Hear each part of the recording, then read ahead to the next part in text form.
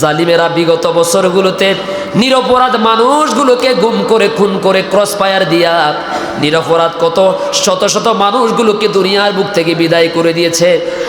আর তখন বাংলাদেশের এই মানুষগুলো, মজলুম মানুষগুলো আমাদের কাছে, আলেম ওলামাদের কাছে এসে মাহফিলে দোয়া চাইতো আর বলতো, হুজুর এই জুলুম আর কতদিন থাকবে, এই অন্যায় অবিচার কতদিন থাকবে, আল্লাহর পক্ষ থেকে আমাদের জন্য বুঝি কোনো সাহায্য আসবে না?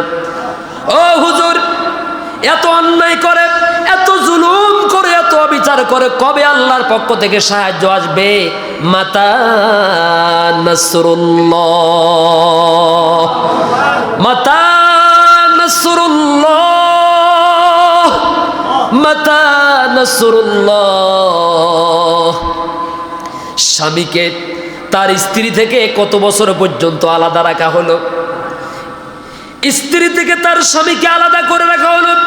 কলিজার টুকরা সন্তানগুলো আব্বাকে ছাড়া ঘুমায় না। কতদিন হয়ে গেল আব্বা কাছে আসে না, আব্বারে ছাড়া ঘুমাইতে পারে না। কতদিন হয়ে গেল কলিজার টুকরা সন্তানগুলো আব্বারে ছাড়া খায় না, আব্বার সাথে মার্কেটে যেতে পারে না, আব্বার সাথে মসজিদে যেতে পারে না। কতদিন হয়ে গেল? এমন শত শত মানুষ বাংলার জমিনে আছে না? না, স্ত্রী তার স্বামীর জন্য প্রতিদিন দরজা খুলে পথের দিকে তাকিয়ে থাকেন। না জানি কখন কোন মুহূর্তে হঠাৎ করে খবর আসে আপনার স্বামীর সন্ধান পাওয়া গেছে। দুঃখিনী মা জননী 10টি মাস পর্যন্ত সন্তানটাকে পেটে ধারণ করেছেন, প্রসবের যন্ত্রণা সহ্য করেছেন। 2টা বছর পর্যন্ত সীমাহীন কষ্ট সহ্য করে সন্তানকে বুকের দুধ পান করিয়েছেন, করেন নাই? লক্ষ লক্ষ টাকা পয়সা খরচ করে আব্বাদান মাথার গাম পায়ে ফেলা কষ্টর উপার্জিত টাকা দিয়ে সন্তানকে পড়ালেখা করিয়ে মানুষ করেছেন। সেই আব্বা রাস্তার দিকে তাকিয়ে থাকে, আম্মাদান জনম দুঃখিনী মা তার সন্তানের জন্য পথ পানে চেয়ে থাকে। না জানি কখন কোন ব্যক্তি সন্তানের খবর নিয়ে মায়ের কাছে আসবে।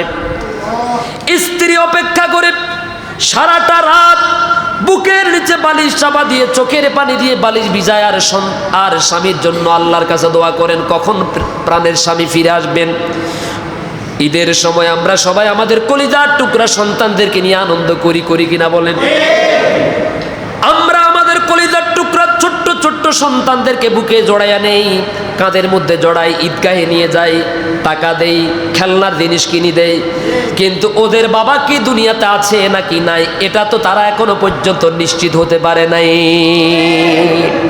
আমার বন্ধুগণ, আল্লাহ রাব্বুল আলামিন বলছেন, বান্দারে চিন্তা করো না, পেরেশান হইও না, আমি আল্লাহ তাআলা ছাড় দেই তবে ছেড়ে দেই না। ঠিক কিনা বলেন? ওরা ভীষণ নিয়েছে 41 সাল পর্যন্ত, কিন্তু ওদের জুলুমের মাত্রা এত বেড়েছে, অত্যাচারের মাত্রা এতটাই সীমা লঙ্ঘন করে গেছে। আল্লাহ রাব্বুল আলামিন 41 সাল তো দূরের কথা, 31 সাল তো দূরের কথা, 24 সালের মধ্যে তাদের ক্ষমতার উপরে গজব নাজিল করে এমনভাবে দেশ থেকে বিতাড়িত করেছেন। এই দেশের 56,000 বর্গ মাইলের জমিনের মধ্যে ইন্দুরের গর্ত পরিমাণ জায়গা তাদের জন্য পলায়নের জন্য ছিল না। এটা কার সিদ্ধান্ত? কেউ জুলুম করবেন? জুলুম করবেন? জায়গা হবে না, কবরও জায়গা হবে না। কবরের মাটি ডান দিক থেকে চাপ দিবে, ডান পাশের পাঁজরগুলো ভেঙে বাম দিকে চলে আসবে, বাম দিক থেকে চাপ দিবে, সমস্ত পাঁজরগুলো ডান দিকে চলে আসবে। কি বিশ্বাস হয়? বিশ্বাস হয়? কারো এক বিগত পরিমাণ জায়গা দখল করবেন অন্যায়ভাবে। আল্লাহ যেন সবাইকে বুঝার তৌফিক দান করে। একটু জিকির করেন, লা ইলাহা ইল্লাল্লাহ।